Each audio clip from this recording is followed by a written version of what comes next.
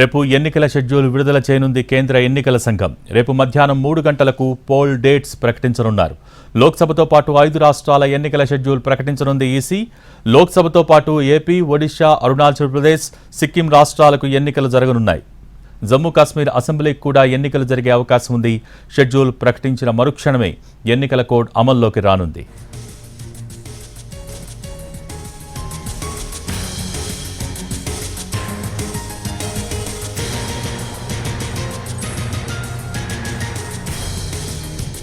రేపు ఎన్నికల షెడ్యూల్ విడుదల చేయనుంది కేంద్ర ఎన్నికల సంఘం. రేపు మధ్యాహ్నం 3 గంటలకు పోల్ డేట్స్ ప్రకటించనున్నారు. దీనికి సంబంధించి మోర్ అప్డేట్స్ మా ప్రతినిధి రాజు ఢిల్లీ నుంచి లైవ్ ద్వారా అందిస్తారు.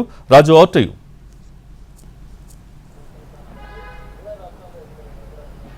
Thank you Bhogi. దేశం మొత్తం కూడా ఆసక్తిగా ఎదురు చూస్తుంది ఎన్నికలు ఎప్పుడు జరగబోతున్నాయి, ఈ ఎన్నికల తేదీలు ఎలా ఉండబోతున్నాయి అనే దాని మీద. సో మొత్తానికి ఎన్నికల కమిషన్ మాత్రం ఈ విషయంలో క్లారిటీ ఇచ్చేసింది. రేపు మధ్యాహ్నం 3 గంటలకు ప్రెస్ మీట్ పెట్టబోతున్నాము, దేశంలో జరిగేటటువంటి ఎన్నికల తేదీలను ప్రకటించబోతున్నామని చెప్పి స్పష్టం చేసింది. సో రేపు మధ్యాహ్నం 3 గంటలకు విజ్ఞాన్ భవన్లో ఈ సమావేశం నిర్వహించబోతున్నారు. ఈ సమావేశంలో ప్రధానంగా అంటే దేశవ్యాప్తంగా ఉన్నటువంటి అన్ని రాష్ట్రాల్లో కూడా అంటే లోక్సభ ఎన్నికల నిర్వహణతో పాటు 5 రాష్ట్రాల్లో అసెంబ్లీ ఎన్నికలను కూడా నిర్వహించబోతున్నారు. ఆంధ్రప్రదేశ్, అరుణాచల్ ప్రదేశ్, దాంతోపాటు సిక్కిం, ఒడిశా. అయితే జమ్మూ కాశ్మీర్లో కూడా ఎన్నికల సాధ్యమా అసాధ్యమా అనే దాని మీద ఇప్పటికే ఎన్నికల సంఘం అక్కడికి వెళ్ళింది, అక్కడ అన్ని రకాలుగా పరిశీలించింది. సో ఖచ్చితంగా జమ్మూ కాశ్మీర్లో కూడా అసెంబ్లీ ఎన్నికలను నిర్వహించే అవకాశం కనిపిస్తుంది. సో ఇప్పటికే ఈ 543 లోక్సభ ఎన్నికలకు సంబంధించి కావచ్చు, 5 రాష్ట్రాల్లో అసెంబ్లీ ఎన్నికలకు సంబంధించి కావచ్చు, అన్ని రకాలుగా ఎన్నికల సంఘం చేయాల్సినటువంటి కసరత్తు మొత్తం కూడా పూర్తి చేసింది. ఒక రకంగా చెప్పాలంటే ఏదైతే ఇప్పటి వరకు అంటే దేశవ్యాప్తంగా కూడా ఏ రాష్ట్రంలో ఎటువంటి పరిస్థితులు ఉన్నాయి, అక్కడ ఉన్నటువంటి రాజకీయ పార్టీలతో కూడా ప్రత్యేకంగా ఎన్నికల సంఘం సంప్రదింపులు జరిపింది. మరోపక్క అక్కడ ఉన్నటువంటి ఎన్నికల సంఘం అధికారులతో ప్రత్యేకంగా సమీక్షలు నిర్వహించింది. అంటే ఆ రాష్ట్రాల్లో ఎన్నికలు నిర్వహించేందుకు కావాల్సినటువంటి సహాయ సహకారాలు ఎలా ఉన్నాయి, మరోపక్క భద్రతకు సంబంధించినటువంటి సమీక్ష కూడా నిర్వహించారు.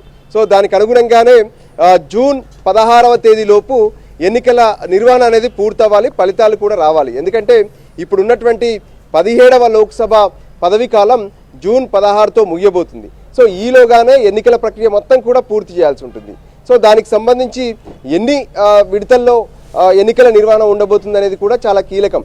గత 2019 ఎన్నికల షెడ్యూల్ను మనం పరిశీలిస్తే ఆసారి మొత్తం 7 విడతల్లో దేశవ్యాప్తంగా కూడా ఎన్నికలు నిర్వహించింది, 7 విడతల్లో ఎన్నికలను పూర్తి చేశారు.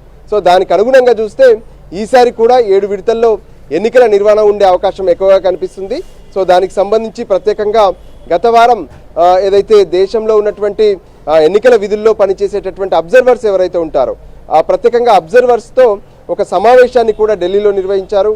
సో ఆ విషయంలో ఇప్పటికే అంటే దానికి సంబంధించి అబ్జర్వర్ల డ్యూటీస్ ఏంటి, ఎన్నికల విధుల్లో ఉండేటటువంటి పోలింగ్ సిబ్బంది డ్యూటీలు ఏంటి, ఈ విషయంలో పూర్తి స్థాయిలో అందరికీ అవగాహన కల్పించారు. సో దానికి అనుగుణంగానే ఎన్నికల ఏర్పాట్లు అన్నీ పూర్తి చేసుకున్నాక ఎన్నికల షెడ్యూల్ విడుదల అనేది మనం రెగ్యులర్గా చూస్తుంటాం. సో దానికి అనుగుణంగానే అన్నీ చేశారు. అయితే చివరి వరకు ఒక ఇబ్బంది అయితే ఎన్నికల కమిషన్కు ఉండింది నిన్నటి వరకు. అంటే ఎన్నికల కమిషన్లో ఉండేటటువంటి చీఫ్ ఎన్నికల అధికారితో పాటు చీఫ్ కమిషనర్తో పాటు మరో 2 ఎన్నికల కమిషనర్లు ఉంటారు. సో అరుణ్ గోయల్ ఏ విధంగానైతే గత వారం రాజీనామా చేయడం, అంతకుముందే ఫిబ్రవరిలో మరొక ఎన్నికల కమిషనర్ రిటైర్డ్ అవ్వడం, దాంతో 2 కమిషనర్లకు సంబంధించి పూర్తిగా ఖాళీగా ఉన్నటువంటి పరిస్థితి కనిపించింది. సో నిన్న ఏదైతే కేంద్ర హైపవర్ కమిటీ ఎన్నికల కమిషనర్ల నియామకాన్ని కూడా పూర్తి చేసింది. వాళ్ళను సెలెక్ట్ చేయడమే కాకుండా ఆ విషయాన్ని రాష్ట్రపతికి పంపించారు. సో రాష్ట్రపతి సైతం సంతకం చేసి రాత్రే దానికి సంబంధించినటువంటి గెజిట్ను విడుదల చేశారు. ఈరోజు ఉదయం ఆ 2 ఎన్నికల కమిషనర్లు అంటే ఎస్ఎస్ సంధు, దాంతోపాటు జ్ఞానేష్ కుమార్ ఇద్దరు కూడా ఈరోజు ఛార్జ్ తీసుకున్నారు. ఆ తర్వాత వెనువెంటనే చీఫ్ ఎన్నికల కమిషనర్తో ప్రత్యేకంగా ఒక సమీక్ష కూడా నిర్వహించారు. సో ఎన్నికల నిర్వహణకు తాము పూర్తి స్థాయిలో సిద్ధంగా ఉన్నాము, సో ఇక ఎన్నికల షెడ్యూల్ ప్రకటించాలనే ఆలోచన ఆ రివ్యూ సమావేశంలో వచ్చింది. దానికి అనుగుణంగానే రేపు మధ్యాహ్నం ఎన్నికల షెడ్యూల్ విడుదల చేయబోతున్నారు. సో ఎన్నికల షెడ్యూల్ విడుదల చేస్తూనే దేశవ్యాప్తంగా ఎన్నికల కోడ్ అమల్లోకి వస్తుంది.